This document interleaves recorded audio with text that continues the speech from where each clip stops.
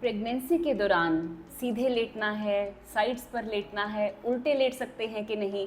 तो ऐसे कुछ एक क्वेश्चंस होते हैं जो प्रेग्नेंट मदर्स हमसे अक्सर पूछती हैं।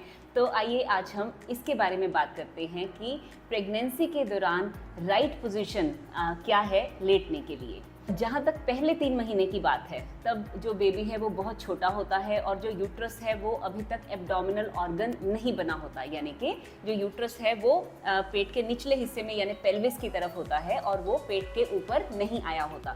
तो ऐसे में आपको जो पोजीशन कंफर्टेबल लगती है आप उसमें लेट सकते हैं। जैसे कि आप चाहे तो सीधा लेटें, चाहे राइट साइड पे, चाहे लेफ्ट साइड पे। और कुछ मदर्स कहती हैं कि हमें तो उल्टा लेटने की आदत है। तो फर्स्ट 3 मंथ्स में अगर आप बीच बीच में थोड़े समय के लिए उल्टा भी लेट जाते हैं तो उससे भी बेबी को कोई भी नुकसान नहीं होता। हाँ, सेकेंड ट्राइमेस्टर ऑनवर्ड्स यानी कि 5th, 6th, 7th मंथ में हम यूजुअली एडवाइस करते हैं कि आप उल्टा ना लेटें, क्योंकि तब तक जो है आपका पेट जो है वो बाहर निकलना शुरू हो जाता है और उल्टा लेटने पर बेबी का सर्कुलेशन किसी हद तक कॉम्प्रोमाइज़ हो सकता है और इससे आपकी जो जॉइंट्स हैं उन पर भी स्ट्रेन आ सकता है। तो 5th मंथ ऑनवर्ड्स आपको ये कोशिश करनी चाहिए कि आप ज़्यादा जो है वो आदत बनानी शुरू करें साइड पे लेटने की। बट स्टिल आप सीधे भी लेट सकते हैं और राइट या लेफ़्ट किसी भी साइड पर लेट सकते हैं। लेकिन जैसे जैसे प्रेगनेंसी आगे बढ़ती है यानी कि 7th मंथ ऑनवर्ड्स, तो बेबी का वेट भी बहुत तेज़ी से इंक्रीज़ होना शुरू होता है। ऐसे ही प्लेसेंटा का और अंदर जो पानी की थैली में पानी होता है वो भी बढ़ना शुरू हो जाता है। इन सब की वजह से जो बच्चेदानी है वो हैवी होनी शुरू हो जाती है। तो उससे क्या होता है कि जो बच्चेदानी का वज़न है, जो उसका भार है, वो हमारी ब्लड वेसल्स पर पड़ना शुरू हो जाता है। तो इससे जो एक मेन ब्लड वेसल होती है जिसे हम इंफीरियर वेना कैवा कहते हैं, तो इस ब्लड वेसल का यानी कि इस खून की नाड़ी का क्या फंक्शन होता है कि ये माँ के जो बॉडी का निचला हिस्सा है, लेग्स हैं, फीट हैं, वहाँ से जो खून का दौरा है ये हार्ट की तरफ लेके आती है। तो जैसे जैसे जो बच्चेदानी भारी होती जाती है तो उसका जो प्रेशर है वो इंफीरियर वेना कैवा के ऊपर पड़ना शुरू हो जाता है। इससे 3 प्रॉब्लम शुरू होती हैं। सबसे पहली कि जो खून का दौरा है यानी जो सर्कुलेशन है lower part of the body से, लेग से, फीट से हार्ट की तरफ नहीं जाता है और ब्लड की पूलिंग शुरू हो जाती है लेग्स में। इससे मदर की जो टांगे हैं, पैर हैं, उनमें सूजन आनी शुरू हो जाती है। सेकंड, क्योंकि खून का दौरा हार्ट की तरफ कम जाता है तो जो कार्डियक आउटपुट है यानी कि हार्ट जो पंप करता है ब्लड को, जिससे कि जो सर्कुलेशन है माँ के सभी ऑर्गन्स को जाता है, यूट्रस को, बच्चे को जाता है, तो वो भी कम हो जाता है, जिसकी वजह से माँ का ब्लड प्रेशर कम हो जाता है। 7th, 8th मंथ में हम अक्सर ये ऑब्जर्व करते हैं कि जब मदर ज़्यादा देर सीधी लेटती है तो उसे सडनली चक्कर आने शुरू हो जाते हैं, घबराहट, बीपी लो होना शुरू हो जाता है। तो हम उसे फटाफट लेफ़्ट साइड की ओर करवट दिलाते हैं, जिससे कि उसका जो बच्चेदानी का प्रेशर है वो ब्लड वेसल से हट जाता है और जो ब्लड सर्कुलेशन है वो नॉर्मल होना शुरू हो जाता है और उसका बीपी नॉर्मल आना शुरू हो जाता है।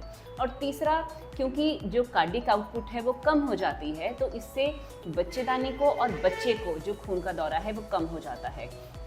खास तौर पर जिन मदर्स का जो बेबी है वो ऑलरेडी वीक होता है, जिसे हम फीटल ग्रोथ रिस्ट्रिक्शन बोलते हैं, तो उसमें अगर माँ ज़्यादा देर तक सीधा लेटती है यानी पीठ के बल लेटती है तो ऐसे में बेबी को ब्लड फ्लो जो है वो कम हो जाता है और बेबी को किसी भी तरह की प्रॉब्लम आने का डर रहता है।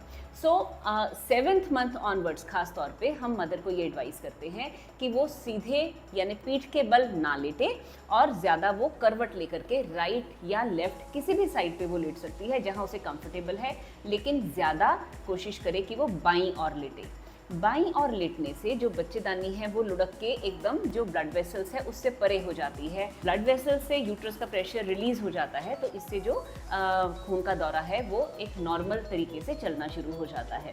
तो इससे माँ का ब्लड प्रेशर भी ठीक रहता है और जो बेबी को ब्लड फ्लो है वो भी अच्छे तरीके से जाना शुरू हो जाता है। अब जैसे कई मदर्स कहती हैं कि डॉक्टर साहब हम जैसे ज़्यादा देर अगर बाईं तरफ लेटते हैं तो हमारे यहाँ पे साइड्स में पेन होना शुरू हो जाता है। तो देखिए इसमें ऐसे हार्ड एंड फास्ट नहीं है कि आपको स्ट्रिक्टली लेफ्ट साइड पर ही लेटना है। आप बीच बीच में राइट साइड पर भी करवट ले सकते हैं, आप बीच में सीधा भी हो सकते हैं कुछ समय के लिए। बट आपको ये चीज़ मतलब पता होनी चाहिए कि ज़्यादा जो फ़ायदा है वो लेफ़्ट साइड पे लेटने में है। और कई बार मदर्स को जो लेटर पार्ट ऑफ प्रेगनेंसी में इनडाइजेशन की प्रॉब्लम भी हो जाती है, जैसे एसिडिटी, और ऐसे लगता है कि जैसे सब कुछ ऊपर ऊपर को आ रहा है।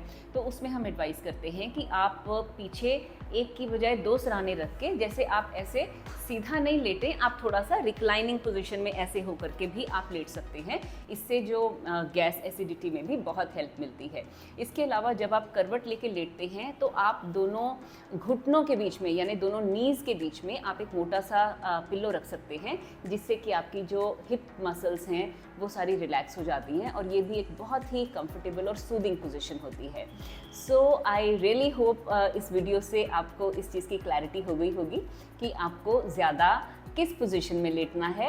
आई रिपीट, अगर आप फर्स्ट 3 मंथ्स में हैं तो आप जैसे मर्जी लेट सकते हैं, लेकिन जैसे जैसे प्रेगनेंसी आगे बढ़ती है तो आपको ज़्यादा आदत बनानी है करवट लेके लेटने की, दाएं या बाएं, और 8th मंथ ऑनवर्ड्स जो है आपको ज़्यादा से ज़्यादा लेफ्ट साइड पे करवट लेकर लेटना है, दो आप बीच बीच में अपनी करवट चेंज भी कर सकते हैं। If you really like the video then please like and share the video and do subscribe to my YouTube channel. Thank you.